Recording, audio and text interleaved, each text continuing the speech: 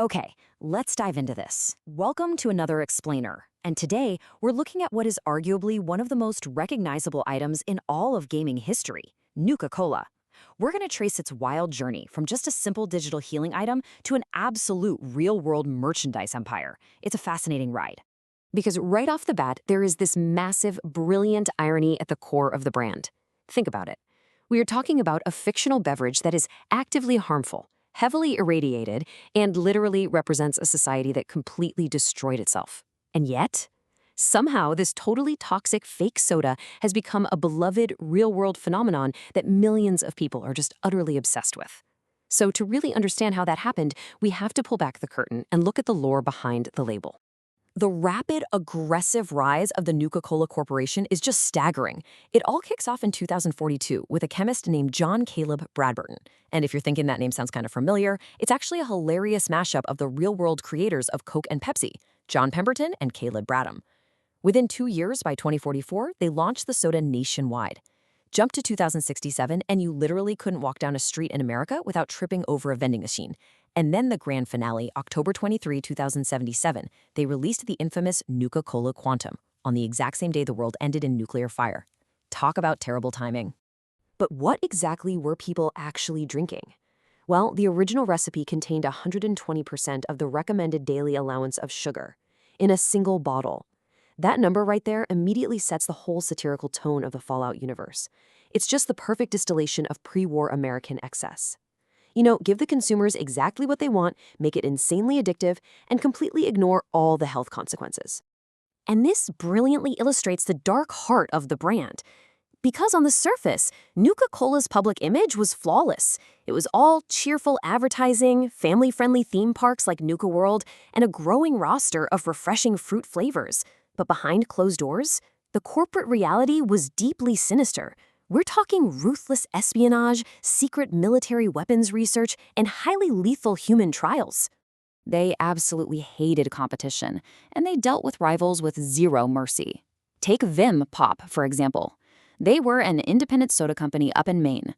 When they refused to be bought out by a Nuka-Cola executive named Vernon Conroy, Nuka-Cola didn't just step up their marketing game. No, they deployed literal armed mercenaries to sabotage Vim's production lines, wreck their delivery trucks, and target their workers.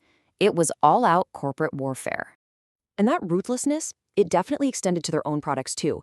Remember Nuka-Cola Quantum, the famous glowing blue one? Well, it glowed because the military partnered with Nuka-Cola for something called Project Cobalt, where they replaced standard ingredients with the highly radioactive isotope strontium-90. During development, at least 62 human test subjects died from organ failure. Even the survivors suffered severe radiation burns.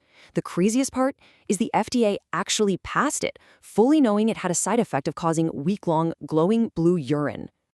But the darkest secret belonged to the founder himself, John Caleb Bradburton. See, he traded his company's top-secret weapons research to the military in exchange for life-extending technology. But it was a total monkey's paw deal. He didn't get to live out his days on a beach. His head was surgically severed, preserved in a jar, and kept alive in total isolation in a secret vault deep beneath Nukatown, USA for over 200 years. A pretty chilling end for the king of soda. So, let's shift gears from the dark corporate lore and talk about the brand's massive cultural footprint. In 2062, they debuted their most iconic, recognizable mascot, Nuka-Girl. She's this retro-futuristic blonde pinup in a sleek spacesuit holding a thirst-zapper ray gun. She perfectly captured the bright, optimistic, atomic-age propaganda of pre-war America. And she quickly became a highly sought-after symbol, not just in the games universe, but in our real world too. Just to show you how much people covet this, getting her outfit is an actual full-blown quest in Fallout 4's Nuka World DLC. You can't just buy it. You have to venture into the galactic zone, navigate through the pitch-black Nuka Galaxy ride, and carefully sneak past waves of hostile robots and turrets. If you survive all that, your reward is the actual Nuka-Girl rocket suit, which is pretty sweet because it lets you breathe underwater and gives you a +1 boost to charisma. But oh man, that exact same beloved suit caused massive drama over in the multiplayer game Fallout 76. Players were happily dropping 1,200 atoms, which is the game's premium currency, just to wear it. But because of a quirky way the game was coded, putting on the Nuka-Girl suit forcibly unequipped the player's carefully crafted underarmor, completely stripping them of crucial stat bonuses.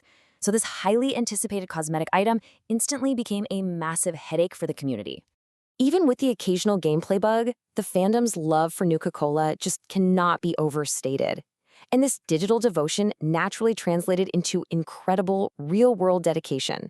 I mean, the recent Amazon Prime TV series brought 65 million new viewers to the franchise in just its first couple of weeks. That fueled an absolute explosion of real-world obsession with this totally fictional brand. Look at the intense craftsmanship required to bring this to life.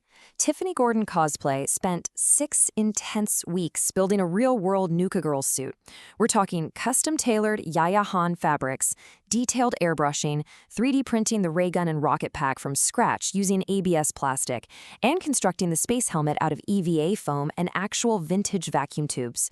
The sheer artistry dedicated to a fake soda company is just staggering. And Bethesda, the developers, totally noticed this intense demand. They actually partnered with Jones Soda to completely blur the lines between fiction and reality, putting real Nuka-Cola on actual store shelves.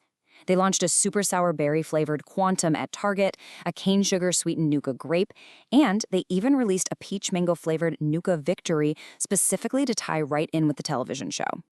Now, what's really interesting about this slide is when we step back and look at what all of this actually means. Because beyond the incredible cosplay and the actual real-world sodas you can drink, Nuka-Cola serves as the Fallout franchise's absolute sharpest critique of American consumer culture. It's so much more than a prop, it's a really profound piece of satire. Academics have actually studied this extensively. Jess Morissette, writing for Game Studies, points out that the sheer omnipresence of Nuka-Cola is a commentary on how soda machines centralize our modern life, basically hardwiring us for brand recognition.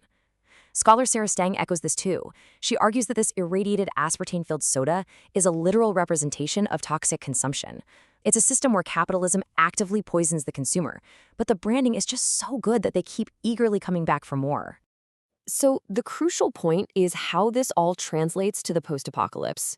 As you probably know, the game uses bottle caps as its primary currency. In the lore, merchants in a city called the Hub backed these caps with actual water reserves. But the metaphor here is deeply, deeply ironic. Think about it. The ultimate symbol of pre-war excess and overconsumption, the literal trash of the old world, becomes the entire foundation of survival in the new world. It perfectly represents a deadly nostalgia for the very system that caused the apocalypse in the first place. Which leaves us with this final, provocative thought to wrap up our explainer today. Are we, by rushing out to buy real-life Nuka-Cola Quantum and filling our shelves with endless merchandise, actively participating in the exact toxic, unchecked consumerism that the Fallout franchise is parodying? It is a fascinating paradox, right? We love the game for its sharp critique of capitalism, and we express that love by buying the products it critiques. Something to think about. Thank you so much for joining me for this deep dive. Let that irony marinate for a bit, and I'll catch you in the next explainer.